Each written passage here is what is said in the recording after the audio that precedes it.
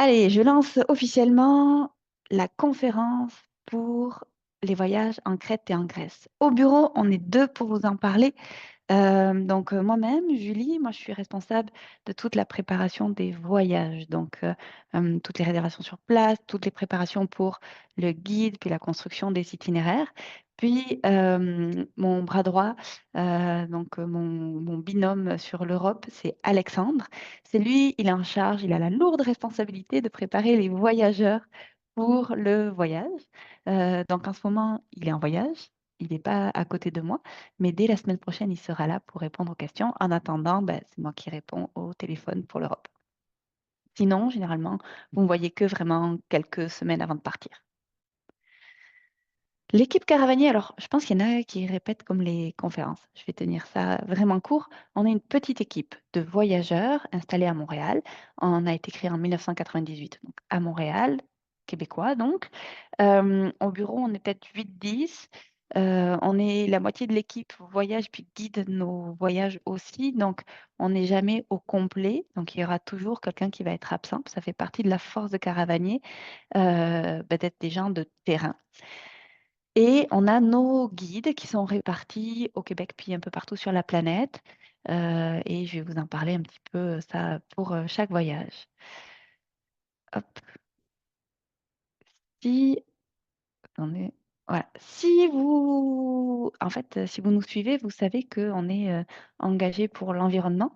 Vous savez aussi que l'avion, c'est comme un peu le point noir de l'écologie. Donc, depuis plus de 15 ans, je vous dirais même peut-être pas loin de 20 ans, nous compensons l'émission de gaz à effet de serre du transport aérien via planétaire, donc pour être compensé carbone. Et depuis maintenant 6-7 ans, on est très fiers d'être membre du mouvement mondial 1% pour la planète, qui a été créé par Yvon Chouinard, donc le fondateur de Patagonia.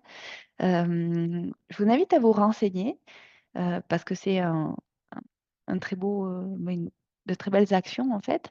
Puis, juste pour vous donner un ordre d'idée, le montant qu'on remet à Planétaire, puis le montant qu'on remet au 1% pour la planète, correspondent à 2% du chiffre d'affaires total de Caravanier.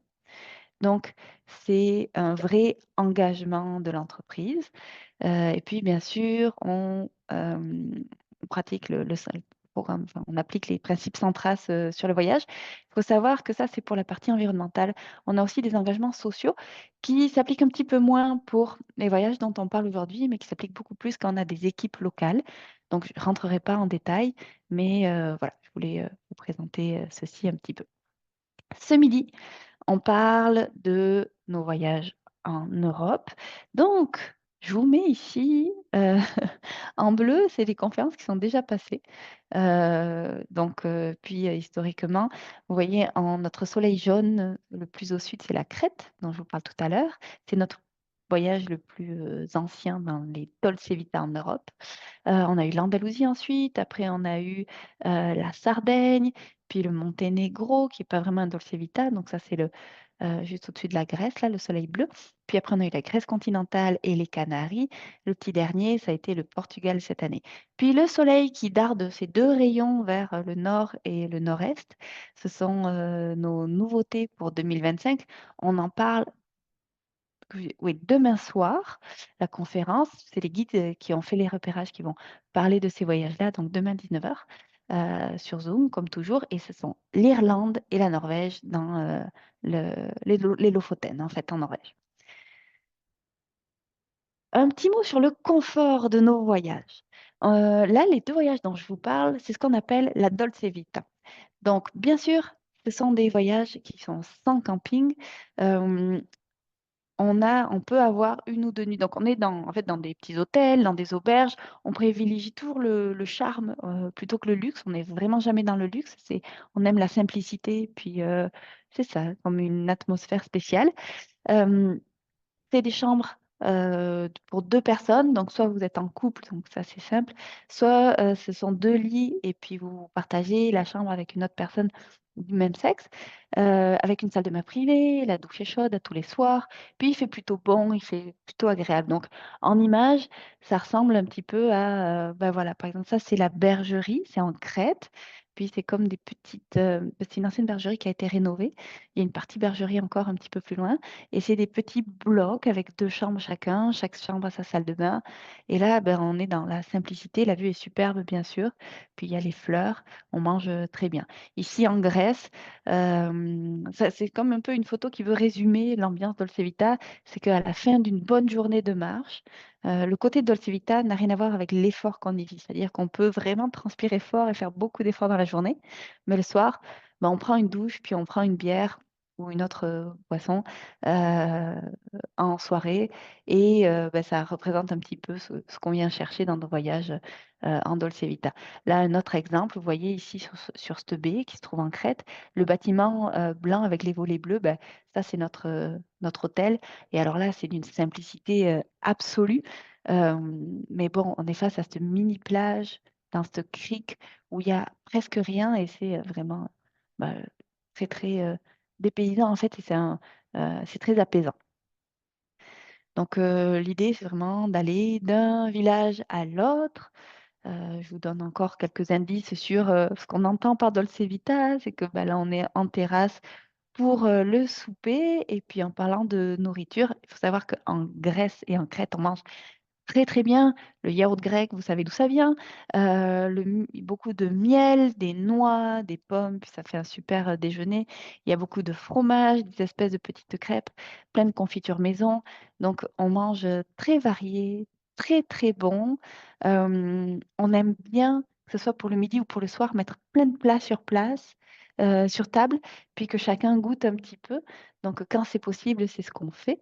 Euh, Puis les moments où on est en bord de mer, alors sur le trek en Crète, c'est vraiment plus quand on est à Agna, ben là on a les produits de la mer en plus qui embarquent. Donc ça vous donne un peu une idée de ce qu'on recherche dans les voyages en Dolce Vita en général et particulièrement en Grèce et spécifiquement en Crète. C'est vraiment la destination qui s'y prête le mieux dans le monde, ou presque là. J'exagère un petit peu, mais vous avez compris l'idée. Donc, en un mot, voilà, ça résume notre ambiance Dolce Vita. Puis ça, la photo d'avant, ça c'est en Grèce continentale, notre voyage en Grèce continentale. Puis cette photo-là, c'est la Crète, bien sûr, en bord de mer. Et là, on s'y arrête un midi, on va pique-niquer ici un midi. En termes d'effort, maintenant, donc je vous ai parlé du confort. En termes d'effort, il faut savoir que nos niveaux, nos voyages, en fait, s'adressent à des voyageurs qui ont l'habitude de faire de la randonnée. Donc, quand on y vit que c'est un niveau accessible ou un niveau modéré, puis là c'est le cas pour les 2 voyages dont je vous parle ce midi, ce sont 2 treks modérés pour quelqu'un qui fait de la randonnée en montagne ici au Québec. Donc, ça veut dire qu'on ne peut pas comparer nos niveaux avec euh, les autres systèmes des agences qui parlent de bottines et tout ça. Nous, on ne parle pas vraiment de bottines, c'est juste un trek accessible, un trek modéré. Là, ce sont 2 treks modérés. Ça veut dire qu'on va marcher en moyenne 5-6 heures par jour. Il y a peut-être une journée ou deux qui va être 7 heures, puis peut-être une journée ou deux qui va être un petit peu plus facile aussi. On marche en moyenne, il faut s'attendre à des 500 à 800 mètres de dénivelé. Et encore une fois, il y aura peut-être une journée ou deux qui verront dépasser les 1000 mètres. Ça fait partie un petit peu bah, de ce à quoi s'attendre. Il est possible, dans les 2 voyages dont je vous parle, il est possible de prendre certaines journées congés, peut-être pas toutes. Donc ça, vous en parlez avec le guide avant. Et ça peut être bah, agréable, en fait, juste de profiter du petit village où vous êtes. Si vous avez pas envie, pas le goût d'aller marcher, c'est correct. C'est les vacances aussi. Puis vous pouvez profiter de la mer si vous êtes en bord de mer. Vous ne portez que votre sac à dos pour la journée. Les bagages sont transportés d'un hébergement à l'autre. Puis dans votre sac à dos, bah, vous avez, ben, c'est ça, toutes les affaires pour la journée, de l'eau en quantité suffisante, puis le pique-nique qu'on se répartit le matin. C'est le guide qui s'occupe de tout prévoir. Euh, Ça, c'est pour vous donner un petit peu un ordre d'idée. Dans notre réflexion, on regarde aussi pour évaluer, en fait, pour essayer de quantifier. On regarde aussi la nature des sentiers, on regarde les possibilités, l'isolement, en fait, les possibilités d'évacuation, euh, le climat, quel genre de climat c'est. Puis il faut savoir que ça, c'est pour, nous, on table nos niveaux pour la météo normale pour ce lieu et ce moment, en fait. Mais c'est sûr qu'à partir du moment où on a une grosse vague de chaleur, ou au contraire, on a des grosses tempêtes, de la grêle, de la neige, ce à quoi on ne s'attend pas du tout dans ces voyages-là, ben, le niveau ressenti va être bien plus élevé, mais ça, c'est hors de notre contrôle. Donc, puis juste, je vous ai juste noté là pour que vous ayez un point de comparaison. Donc, nous, dans notre échelle de niveau, on a 5 niveaux. On a les treks accessibles, un trek modéré, un trek soutenu, un trek exigeant, et là vraiment du très exigeant. Puis pour vous donner une niveau de ce qui est le très exigeant, c'est par exemple nos voyages de haute montagne où on va à 6 000, 7 000 mètres d'altitude. C'est technique, il faut des piolets, des crampons, on est encordé. Ou alors notre voyage sur la presqu'île de Baffin. Euh, donc en terre de Baffin, où là c'est le Grand Nord canadien, puis c'est une traversée hivernale en camping, on traîne nos poulkas, c'est lourd, c'est tough. Puis on dort par -30 en camping tout le long du voyage. Donc c'est un petit peu pour vous donner des repères sur ce que c'est qu'un voyage chez Caravanier de niveau modéré. Puis bien sûr, ce qui est important pour nous, c'est vraiment de vous parler avant le voyage. Donc si jamais vous avez comme un doute, ben, en fait, vous nous appelez. Puis de toute façon, quand vous nous appelez pour vous inscrire, avant de vous envoyer le formulaire d'inscription, on va toujours vérifier avec vous à quelles sont vos habitudes de randonnée, à quel point vous êtes en forme en fait, savoir si c'est le bon voyage ou si au contraire ça va être trop facile pour vous ou si ça va demander un peu plus d'entraînement. Donc ça, on s'en parle. La Crète, donc notre voyage en Crète. La Crète, c'est donc une île dans la mer Méditerranée et ça fait partie de la Grèce. Ici, sur la carte, vous voyez la Crète qui est comme une sorte de langue horizontale. Nous, on se concentre sur la partie ouest. L'aéroport, c'est l'aéroport de Ania où on arrive. Il y a trois écritures pour Ania. En français, on dit Lakané, c'est comme une sorte de vieille, c'est une explication historique. Lakané. En grec, c'est Hania mais ça s'écrit CH. Hania s'écrit Chania. Mais ça parle, donc quand on écrive Hania avec CH ou avec un H ou Lakané, ben, ça reste la même ville. Donc on arrive à Hania, à l'aéroport, on passe 2 nuits au même hébergement, et après, en fait, on prend la route ici en orange et on va marcher tout de bord jusqu'à Lissos, qui est à peu près par là. Euh, et en fait, on va marcher, ben ça je vais bien vous le montrer en photo après, on ne marche pas que sur le bord de mer. On veut monter par les gorges, aller voir les montagnes, redescendre par une autre gorge, remonter un peu plus loin, voir d'autres montagnes. C'est vraiment un peu le trip de ce voyage-là. C'est d'alterner des... Ah ben là, on le voyait un petit peu mieux, là. Ouais, un petit peu mieux sur mon écran. C'est d'alterner des portions de trek. En fait, trois environnements qui sont très variés, qui sont distincts l'un des autres, qui en fait un trek donc vraiment très diversifié. L'arrivée à Anya, Anya, c'est une ville qui a 3000 ans ou 4000 ans d'histoire, voire plus, et donc des architectures de chaque époque. C'est une ville fascinante. Le centre-ville se visite à pied. C'est vraiment très, très agréable. Là, c'est le début des vacances qui commencent. Puis ensuite, j'ai essayé de vous mettre comme 3 photos qui résument le voyage. Ce sont les 3 premières photos. Donc, le côté où on a la vue sur la mer, on est dans les montagnes. Le côté où on monte un petit peu plus haut dans les montagnes, comme on voit ici, et les gorges dans lesquelles on peut marcher. Donc, ça ici, c'est la gorge de Samaria. En plus détaillé, l'idée, c'est vraiment, dans ce que je vous disais tout à l'heure, d'alterner les marches qui sont en bord de mer. Alors, parfois, on marche même carrément sur la plage, mais c'est relativement rare. Sinon, il y a toujours des sentiers qui s'élèvent un petit peu. Donc, il faut savoir que ce n'est jamais plat. Même quand on marche en bord de mer, finalement, c'est pas si plat que ça. Ça monte, ça descend, ça monte, ça descend. Toujours. Par contre, la beauté quand on marche en bord de mer, c'est qu'on a la possibilité de se baigner. Quand il fait les journées où il fait un peu chaud, on en profite, on se baigne. À savoir que l'eau est plus chaude en septembre-octobre, parce qu'elle a chauffé tout l'été, qu'en avril et mai. Mais bon, c'est comme ça reste que les courageux se baignent quand même en avril et en mai dans la mer Méditerranée. Et puis, on va aller rejoindre des petits villages qui sont bâtis dans des criques. Donc, c'est des criques de pêcheurs, c'était des villages de pêcheurs. Ce village-ci, par exemple, qu'on voit ici, euh, il n'est pas relié à aucune route. Donc, il n'y a qu'un bateau qu'on peut y accéder ou à pied en marchant. Ce qui fait que nous, on va mettre les bagages dans un bateau, puis le bateau va aller déposer les bagages, puis notre aubergiste, il va aller chercher les bagages au débarcadère en bateau. Donc, c'est vraiment une côte qui est restée très sauvage. Il n'y a pas des gros buildings, des grosses constructions. C'est resté des petits villages de pêcheurs. Ce village-ci, il est quand même assez touristique, donc il y a beaucoup d'hôtels dans les bâtiments qu'on voit.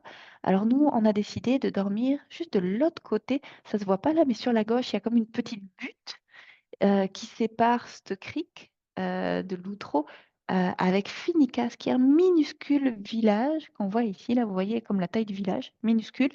Ben, au lieu de dormir à l'outro, là où il y a tous les hôtels, nous, on va dormir à Finicas, où il y a un hôtel tout petit tenu par notre ami Sifis, parce ça fait 20 ans qu'on le connaît. Et donc, c'est 15 minutes à pied. Donc, le soir, pour aller souper, on fait les 15 minutes à pied pour aller au village principal. Mais sinon, on est basé à Finicas, puis on a la petite plage quasiment pour nous, elle est minuscule. On peut aller. C'est un voyage où clairement, ça vaut la peine d'amener son tuba puis un masque pour aller voir un petit peu les poissons quand on est sous l'eau. Voilà. En Crète, on peut rencontrer quand même des chèvres et des brebis sur la plage, ce qui est toujours sympa. Donc, on a toute la partie en bord de mer. Après, on a la partie des gorges. Moi, c'est ce qui m'a fasciné dans le voyage, c'est ces gorges qui sont colorées. Donc, il y a du jaune, il y a du ocre, il y a du rouge, orange, c'est superbe. Et on va remonter les gorges, ce qui est sympa parce que ça nous donne des poses d'ombre, en fait, parce que le soleil, selon la largeur de la gorge et le moment de la journée, il ne fait pas forcément toujours soleil au fond de la gorge, ça fait un peu d'ombre. Euh, et donc, on va remonter une gorge, en descendre une autre, remonter la fameuse gorge de Samaria, donc celle-ci, avec son passage le point. Donc là, il y a comme des 100 mètres de hauteur et puis 3 mètres de largeur au point le plus étroit. C'est hallucinant. Euh, Oups là, on va rester là. Donc, remonter la gorge de Samaria, ça va être une journée exigeante. Puis en redescendre une autre gorge, la gorge de Sainte-Irène, Santa Eleni, un petit peu plus loin. Le fait de monter et de redescendre ces gorges, ça va nous permettre d'accéder aux montagnes et aux plateaux montagneux de la Crète. La région où on se trouve, ça s'appelle les montagnes blanches, les Lefka Oris. L'idée de ces montagnes blanches, c'est que, pourquoi blanches? C'est parce qu'en fait, elles sont complètement enneigées l'hiver. L'hiver, tout est fermé parce qu'il y a 1 ou 2 mètres de neige dans les montagnes. Alors, on s'y attend pas quand on va dans la Méditerranée, on va en Crète, on voit le côté, il fait chaud. L'été, en juillet, août, il doit faire 40 tous les jours, voire plus tous les jours. Mais en hiver, il y a de la neige dans les montagnes les plus hautes. Donc tout ça, c'est enneigé. On voit un petit peu ici les sentiers. Je vous ai dit, si vous avez été attentif, je vous ai dit que, hop, là, je vais trop loin, je vous ai dit que la fameuse gorge de Samaria, là, celle-ci, on la remonte. Si vous regardez ce qui se fait, tout le monde descend la gorge de Samaria. Et nous, on a pris le contre-pied de la remontée pour plein de raisons. Alors, c'est une journée de 1 200 mètres de montée progressive, mais on ne la redescend pas. Donc ça s'étale bien sur un 6 heures de marche dans la journée. Ça se fait très bien, objectivement. Et on commence, il faut savoir que depuis le haut de la gorge, il y a comme un stationnement, et de ce stationnement, il y a plusieurs bus qui viennent de Hania par jour et qui libèrent les randonneurs en début de matinée. Donc tout le monde commence quasiment à la même heure, là, comme dans une demi-heure un petit peu, depuis le haut. Puis là, on parle de plusieurs centaines de personnes qui vont descendre. Nous, on commence, on est tout seul. Toute la partie basse et donc toute la partie la plus spectaculaire, on est absolument tout seul. C'est vraiment là où c'est le plus étroit. Puis petit à petit, ça va s'élargir et là, on va rejoindre comme le milieu de la gorge et faire la pause pour notre pique-nique. On arrive à peu près à cet endroit-là quand les gens, comme le gros de la masse qui a été lâchée le matin, descendent et on arrive, et nous, on se met sur le côté, on se met à l'écart dans des recoins à l'ombre, sous les arbres, et on va prendre notre pique-nique au moment où tout le monde passe, en fait, et redescend. on laisse le flot passer et après on continue la remontée, c'est un petit peu plus large. Et là, ben, on a les derniers effectivement qui descendent, mais on a laissé passer le monde. Donc on n'est pas dans cette pression avec tout le monde qui redescend. On a une journée vraiment, vraiment à part. Puis toute la première partie où on est tout seul et c'est assez sympathique à vivre. Et donc les montagnes. Donc dans notre voyage, c'est peut-être les journées, moi j'ai trouvé plus exigeant que la gorge de Samaria. On a deux sommets qu'on va monter, le Papakefala et le Gingilos. Et ça, c'est des journées où, encore une fois, on marche un bon 6 heures et il faut compter, c'est ça, surtout Gingilos, c'est un bon 1000-1200 mètres de dénivelé aussi. C'est la deuxième journée la plus exigeante ou peut-être la première journée la plus exigeante. Ça dépend pour qui. Encore une fois, elle est optionnelle, c'est-à-dire que tu n'es pas obligé de la faire. On peut rester relax à l'hébergement ou on peut même juste monter jusqu'au col, puis faire la sieste pendant que le reste du groupe monte au sommet, puis nous récupère en passant. Ça se fait super bien. C'est hyper agréable. La vue est magnifique. Voilà. J'attire votre attention sur le fait que en Crète, donc les dénivelés 500 à 800 mètres en moyenne, à part 2 ou 3 journées qui sont à plus de 1000 mètres, mais sinon 500-800 mètres, ça se fait bien là sur un 5-6 heures de marche. Euh, Ce qui est particulier à la Crète et qui justifie le niveau modéré, ce sont ces milliers, que dis-je, ces millions, que dis-je, ces milliards de petites roches qui sont partout sur les sentiers. La Crète est un tas de roches, mais alors un très très beau tas de roches, comme avait dit un voyageur. Donc, il faut être à l'aise pour marcher sur ce genre de terrain que vous voyez là en photo. Ça recommande, là, c'est des souliers. On vous recommande des bottes de marche. Moi, je trouve ça toujours pertinent sur ce genre de voyage, tous nos voyages de Vita en Europe, d'avoir à la fois vos bottes et vos souliers de marche, si vous en avez. Si vous n'en avez qu'un, c'est les bottes de marche. Si vous avez les deux, vous prenez les deux. Puis certaines journées, vous allez pouvoir peut-être donner congé à vos bottes. En Crète, c'est relativement rare qu'on donne congé à nos bottes à cause justement de toutes ces roches, mais il y a peut-être une journée ou deux qui sont un peu plus relax, puis ça fait du bien de faire changement. J'attire la lumière sur notre bergerie. Donc, dans les montagnes, quand on remonte notre première gorge, on va arriver dans une bergerie qui fait partie d'un tout petit village, un hameau. Et cette bergerie, donc face aux montagnes, on y va depuis nos tout débuts en Crète. À l'époque, c'était une bergerie, puis ils avaient créé une partie de dortoir. Puis petit à petit, ils ont construit, vous voyez, hein, comme des petits blocs comme ça qui, donc tout en pierre, très typique. C'est hyper charmant, on y est super bien, puis on y mange super bien. Et donc chaque bloc a sa petite terrasse, une chambre, sa salle de bain et la vue sur la montagne. C'est tenu par Andonis et Anna, sa conjointe. Euh, et voilà, Andonis, lui, son activité première, c'est l'élevage. Il a des brebis, puis des chèvres, et il a des ruches. Donc ça, c'est son activité première. Et en parallèle, ils ont cette auberge. Donc, au printemps, bon, on peut y aller presque toute l'année, mais il y a de la neige en hiver, puis il fait très chaud en été. Donc, nous, c'est printemps-automne. C'est une expérience spéciale d'aller à la bergerie. On est vraiment privilégié d'y aller et on prend 3 nuits pour vraiment s'imprégner du lieu, puis profiter de tout ce qu'il y a à profiter. Et après ça, ben, on redescend en bord de mer. Donc voilà. En résumé, ce voyage, je pense que je l'ai mis là, c'est un voyage de 15 jours. On a 4 départs, 2 au printemps, 2 en septembre, septembre-octobre. Euh, il est toujours complet. Donc, selon la répartition du groupe, on peut avoir 10 à 12 voyageurs maximum. Donc, ça va varier. Si on peut avoir 12, si tout le monde dort à deux par chambre, ben, on va avoir 12 voyageurs. Sinon, ça va être peut-être 10. Donc, 10 12 voyageurs maximum. Euh, il est toujours complet longtemps d'avance. Donc là, le départ du 25 avril est confirmé. Il reste 4-5 places. Celui du 28 septembre, pardon, c'est pas précis, hein, mais 28 septembre au 12 octobre, il sera bientôt confirmé. On a déjà les premiers inscrits. Et les autres, on sait qu'ils vont se remplir relativement rapidement. Donc, c'est un voyage sur lequel il ne faut pas trop traîner. Voilà. Et puis, vous avez vu, je vous ai mis où en liberté. Donc, je vais vous Ah ben j'en profite pour lire ce que Manon nous disait, donc Manon qui a fait, qui nous dit, j'ai eu le privilège de faire le voyage en Crète en avril dernier, 2024. C'était le plus beau voyage que j'ai fait dans ma vie. Je le recommande sans aucune hésitation. Merci Manon, ça me fait plaisir. Et puis Manon, elle en a fait plusieurs des voyages avec Caravanier.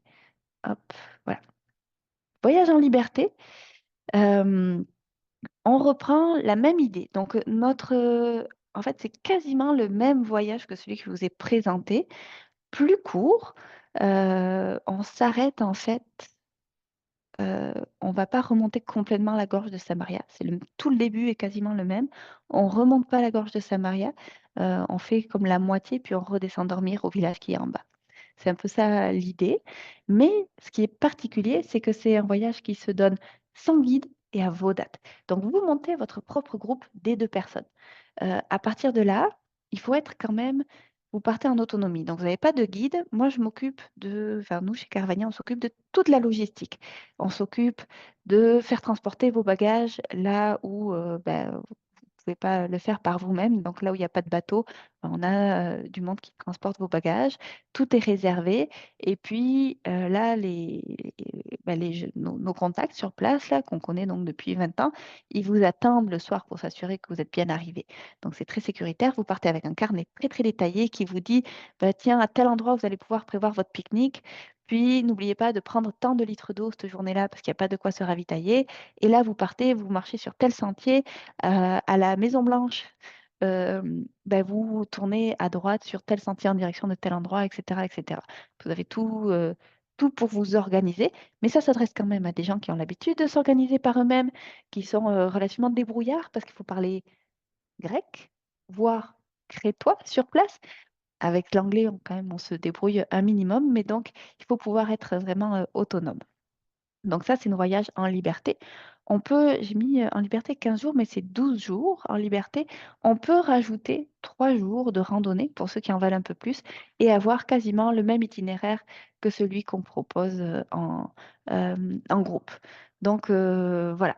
Encore une fois, c'est pour ceux qui n'ont pas le goût d'être en groupe. C'est sûr qu'en termes d'information, puis euh, de rencontres, c'est plus limité parce que le guide, il a vraiment ce rôle de facilitateur de rencontres. Il vous fait rencontrer les gens qui côtoient depuis longtemps parce que notre équipe de guides revient d'année en année. Euh, donc, puis le guide, eh ben, il vous partage l'histoire, la culture. Donc ça, en liberté, on ne le vit pas, mais vous êtes juste vous-même. Deuxième voyage de ce midi, c'est le soleil jaune, le premier soleil jaune qui est apparu, c'est la Grèce continentale. Alors, la Grèce continentale, donc ça, c'est un voyage tout pareil, Dolce Vita. Si, alors là, ouf, il y a beaucoup d'îles hein, en Grèce. Si je reprends sur une carte, l'aéroport d'Athènes est ici. On a trois portions dans ce voyage. La première, c'est qu'on part, j'ai perdu ma souris. Hop là, elle est revenue. On part de l'aéroport, on va aller d'abord jouer dans les météores qui sont ici. Les météores, je vous les montre en photo après. Ensuite, on va aller dans le parc du Pindé, qui est cette partie-là. Et là, on est vraiment euh, donc dans les Zagorias, les montagnes Zagorias. On est à la frontière avec l'Albanie. C'est pour ça qu'on a appelé notre voyage Au-delà des montagnes, parce que Zagoria, ce nom-là, ça veut dire au-delà des montagnes en grec. Donc, ce sont les Zagorias ici. Et puis, on finit à Corfou, donc sur l'île de Corfou, ici, pour un côté un peu plus relax. C'est comme la récompense à la fin, donc un peu plus, on est plus proche de la mer, parce que sinon, on est vraiment sur le continent. Et de Corfou, il y a un aéroport, donc au retour, on part directement de Corfou. Donc, trois euh, moments, en fait, trois volets à ce voyage. Je vous parlais en premier, ce sont les météores. Les météores, c'est un ensemble de monastères qui ont été construits accrochés à ces massifs rocheux. Donc, ils sont perchés et nous, on va les rejoindre à pied. On part donc des villages qui sont en bas, là, que vous avez vu à la photo d'avant, et on va aller rejoindre les monastères qui se visitent. Donc ça, c'est la partie météore. J'ai comme pas de super belles photos, je suis un peu désolée. Puis la fin du voyage, donc le météore, c'est le début du voyage. on va y passer 2 nuits dans les météores. Dans les deux voyages dont je vous parle aujourd'hui, on reste toujours 2 à 3 nuits aux mêmes hébergements, sauf exception. Ça nous permet de se déposer, de ne pas être tout le temps dans nos bagages. Et c'est très appréciable pour vraiment comme s'immerger, puis oublier un petit peu le quotidien et apprendre à le prendre cool. La fin de notre voyage, je vous parle du milieu du gros morceau après, c'est Corfou. Donc Corfou, c'est une île dans la Méditerranée. Là, on retrouve ce qu'il n'y a pas sur le reste du voyage. On retrouve les maisons un petit peu plus blanches et encore pas toutes. Et notre idée, c'est quand même de faire des randonnées qui sont un tout petit peu plus relaxes que sur le continent et qui permettent d'aller se baigner un petit peu. Ça, c'est sûr et certain. Mais ça reste qu'on veut quand même faire de la randonnée et on va en profiter pour visiter le vieux Corfou. Donc là, vous voyez la petite ville de Corfou, qui a aussi une histoire très riche, donc une architecture assez variée et assez passionnante. Mais là maintenant, le gros du voyage, c'est notre partie dans les montagnes. Donc, on est vraiment dans le continent. Donc, on n'est pas sur le bord de mer. Et c'est une zone où les maisons sont construites tout en pierre. On va passer de village en village et on va traverser des gorges et monter sur des plateaux. Ça, c'est en résumé. Donc, dans les villages construits tout en pierre, on dort encore une fois 1, 2, 3 nuits. La plupart du temps, c'est 2 nuits. On a peut-être une ou deux exceptions. Et des sentiers relient en fait les villages pour aller voir les gorges, bien sûr, mais pour passer, puis c'était des sentiers qui étaient utilisés quand même à l'époque. En bas, au fond des gorges, il y a de l'eau. Donc, à l'époque médiévale, des ponts ont été construits, donc à double ou triple ample, comme vous voyez ici, celui-ci qui est quand même exceptionnel. Et donc, on passe sur ces ponts anciens qu'on traverse. C'est quand même quelque chose. Ici, la gorge de Vicos, c'est la plus connue qu'on va voir pendant le voyage. On va la redescendre puis la remonter. Et donc, c'est une des plus larges qu'on peut trouver en Europe et elle est assez fascinante. Donc, on descend, ce que je vous disais, dans la gorge. Donc, il y a ce côté chaleur, on va dire, et très... ça reste quand même méditerranéen avec quand même des forêts qui viennent apporter de l'ombre. Et puis ensuite, l'autre partie de notre voyage, de ce trek-là, donc toujours, on passe vraiment toujours à pied. On a une partie où on va monter, on va aller dormir dans un refuge et on accède à des paysages qui sont beaucoup plus montagnes traditionnelles, un peu plus presque plus alpins. Donc là, on est toujours dans les gorges. Petit à petit, on va remonter pour passer vraiment au-dessus et rejoindre. On a des beaux sentiers. C'est pas un voyage très épeurant en termes. Et donc, on va rejoindre ici, vous voyez, le refuge. On va y passer juste une nuit au refuge. Donc, pour cette journée-là, on monte juste son drap d'auberge, puis le rechange pour la soirée. Puis du refuge, on va pouvoir, donc le refuge est alimenté, on dort au refuge, c'est vraiment le seul moyen d'arriver, c'est à pied. Donc, les ânes montent les provisions et les mules. Et puis, quand on poursuit notre randonnée, donc beaucoup plus alpine que ce que vous avez vu précédent, on peut aller voir le lac des Dragons et puis comprendre, connaître, découvrir la légende qui va avec. Donc, c'est vraiment un voyage qui mélange la partie des gorges, ces petits villages de pierre, et puis ce plateau, qui n'est pas vraiment un plateau, mais en tout cas, ces hauts espaces montagneux plus élevés avec notamment les lacs. Encore une fois, niveau modéré, il y a un peu moins de roches que ce qu'on voit en Crète, mais grosso modo, si quelqu'un a eu du plaisir en Andalousie ou aux Canaries, donc dans tous nos voyages qui sont Dolce Vita, nos niveaux modérés, ben, vous allez avoir du plaisir aussi en Grèce ou en Crète. On peut encore prendre congé certaines journées, pas toutes.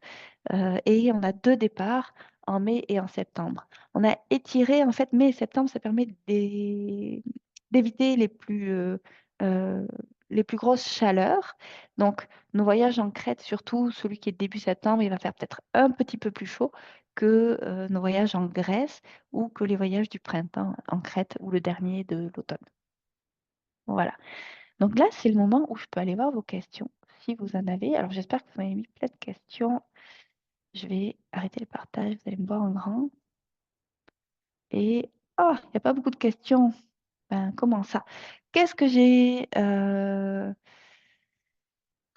qu'est-ce que j'ai pas dit dans ce voyage, dans cette présentation, pardon? Je pense que j'ai fait le tour pas mal. Donc, les inscriptions sont ouvertes dès maintenant. Il suffit de nous appeler. On vérifie comme toujours votre niveau. Oui, pour y aller, l'avion. Ça, c'est une question euh, pour l'avion. Pour la première question. Euh, il faut compter, en fait, pour la Crète, il faut aller donc jusqu'à Ania, tandis que pour la Grèce continentale, on s'arrête à Athènes. Au retour de la Crète, on repart de Ania. Au retour de la Grèce, on repart de Corfou. Grosso modo. Quand on est chanceux, il y a quelques années, on avait des billets d'avion en dessous de 1 500 $. De nos jours, objectivement, vaut mieux compter, parce que tout a augmenté, entre 1 800 puis 2 500 $. Je vous donne une marge très, comme une échelle assez large, parce que ben, je veux que vous soyez prêts à tout. Et on verra si on est chanceux ou pas. Il y a toujours, donc il y a des Montréal-Athènes, mais pas tous les jours. Sinon, il faut toujours une connexion pour aller à Ania. En gros, c'est ça. La question de André, j'en profite. Allô André et Julie. Pour la Crète, est-ce qu'il n'y a que de la marche?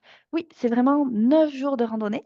Mais on en profite dès qu'on est en bord de mer, ben, on va se baigner. Mais c'est vraiment la randonnée, comme le, comme l'activité de base.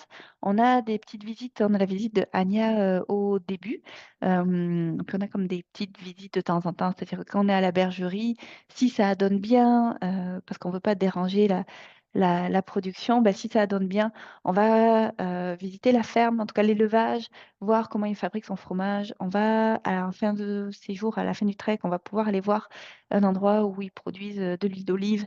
Donc, il y a des petites choses comme ça, mais c'est vraiment axé randonnée. Puis, par rapport au Portugal, le terrain est moins facile, mais ça va bien aller pour vous. Il n'y a pas de transport, effectivement. À partir du moment où, en Crète, on est déposé au début de notre trek jusqu'à la toute fin du trek, pendant 9 jours, il n'y a pas de transport. Donc, c'est super agréable. C'est la même chose pour la partie Grèce continentale. Sur la partie Grèce, donc une fois qu'on a vu les météos, puis qu'on continue, les météores, pardon, et qu'on continue au départ du trek, on ne reprend pas de transport avant 6 7 jours aussi. Voilà. Pour un voyage en liberté en Crète, donc la température en octobre, on peut y aller jusqu'à mi-octobre à peu près. Après, parce qu'après tout ferme, donc les restaurants ferment, on ne peut plus vraiment se nourrir, se loger. Puis la gorge de Samaria ferme aussi, donc à partir quelque part entre mi et fin octobre. Donc on fait les départs jusqu'à mi-octobre. Euh, et bah, en gros, hein, pour les deux voyages, on marche et il va faire, selon les jours, selon les normes qui sont difficiles à déterminer, il devrait faire entre 20 et 25 degrés en octobre. Ça vaut pour les deux voyages. C'est sûr que septembre, il y aura plusieurs journées où il va faire entre 25 et 30 degrés en Crète, euh, potentiellement en Grèce aussi certaines journées. La Crète est quand même un petit peu plus chaud. Donnez-moi d'autres questions. Donc Robert, pour un voyage en liberté, c'est vraiment plutôt début octobre. On peut difficilement dépasser les mi-octobre sur nos voyages. Allez, André, je suis sûre qu'il y a comme une autre question pour moi qui va venir. Voyons voir. Le vol Corfou-Montréal pour Manon, on est obligé de passer par Athènes. Donc on fait Corfou-Athènes, puis ensuite Athènes-Montréal. Généralement, c'est ça. Donc, je me demande si on n'a pas eu déjà des vols genre Corfou, Munich, puis Munich, Montréal aussi. C'est possible. C'est possible pour les deux voyages d'arriver plus tôt ou de repartir plus tard pour ceux qui voudraient voir Athènes, passer plus de temps en Crète ou passer plus de temps à Corfou. Il n'y a pas de problème, c'est possible ça. Il faut juste nous le dire avant qu'on réserve vos billets d'avion. Voilà, donc là, j'ai comme fait le tour des questions à date. Euh, Si jamais, donc juste pour information, si vous avez des questions, appelez-nous. Moi, je vais être dure à joindre demain et après-demain, mais vendredi, je suis disponible tous les matins. Et puis, Alexandre est de retour dès la semaine prochaine pour tous les appels. comme toute la journée, sauf le mercredi. Je crois qu'il est en congé tous les mercredis. Donc, je vous laisse. Ah, j'ai peut-être une question. Est-ce que, ah, Nicole, allô Nicole, est-ce que c'est plus difficile en Crète qu'en Grèce? C'est similaire, la Crète et la Grèce, vraiment comme effort. Il y a juste un petit peu plus de roches, de petites roches lousses sur les sentiers en Crète qu'en Grèce. Grosso modo, c'est similaire. La chose à savoir, c'est que c'est ça. En Grèce, il y a une nuit qui se fait en refuge. Donc, il va y avoir une journée qu'on ne peut pas manquer pour monter jusqu'au refuge. On parle d'un 4 heures de marche. Et dans ces cas-là, on met juste un tout petit peu plus de choses dans son sac à dos parce qu'il faut ben, avoir du rechange pour le soir. Et puis, le lendemain, on redescend. Une fois qu'on est monté au refuge, on pose nos affaires et là, on va faire une randonnée pour aller voir les lacs là, que j'ai montré en photo. Mais c'est facultatif. Ceux qui veulent rester, ceux qui en ont eu assez pour la journée, puis qui veulent rester au refuge, c'est tout à fait possible. Par contre, il faudra bel et bien redescendre du refuge. Puis là, c'est comme un 6 heures, un 6 heures de descente. C'est quand même une bonne journée. Donc, niveau comparable, c'est deux voyages qui sont plus difficiles que le Portugal. Mais Nicole, je pense que ça va aller. Euh, Manon et le côté princesse, je pense que pour une nuit, Manon, vous êtes capable. C'est juste que c'est des dortoirs, des plus petits dortoirs, donc on prend les bouchons d'oreille toujours. Puis c'est ça, c'est juste une nuit, fait que c'est pas grave là si c'est pas la meilleure nuit. On se rattrape pour les nuits d'après. Puis on dort très bien, enfin on dort, pardon, on mange très bien. Puis il y a le côté, c'est chaleureux, un refuge en montagne en Europe. Donc c'est assez sympa. Ça, c'est pas de quoi ne. En fait, faudrait pas choisir. Faudrait pas ne pas aller dans ce voyage à cause de ce nuit-là, parce que finalement, il n'y a rien là, c'est correct. Voilà. Est-ce que. Donc, je vois que j'ai du monde que je connais hein, à force. Est-ce qu'il y a d'autres questions? Sinon, ben, je vous laisse aller. Euh, André, est-ce qu'il y aura un souper? Je tais la suite parce que je l'ai gardé semi-secret dans ma conférence au Portugal. On se garde quelques surprises. Il n'y a pas ce genre de souper-là, mais on mange extrêmement bien en Crète. C'est très varié la nourriture. Il y a beaucoup de crudités, beaucoup de légumes, beaucoup d'huile d'olive et du vin crétois aussi. Euh, donc, j'ai pas lu la fin de la question exprès pour me garder de la surprise. Mais vraiment, pour ceux qui aiment bien manger, c'est ça, comme dit Manon, là, que vous ne voyez pas, mais elle dit on mange merveilleusement bien en Crète, en majuscule. C'est incomparable, la Crète. La Grèce, c'est le même genre d'alimentation, peut-être un tout petit peu plus rustique parfois, mais en vrai, on mange super bien là aussi. Vraiment, pour les gourmands, les randonneurs gourmands, c'est le bon voyage. Voilà, bah, je vous souhaite à tous une bonne journée, puis au plaisir de se parler. Bye bye.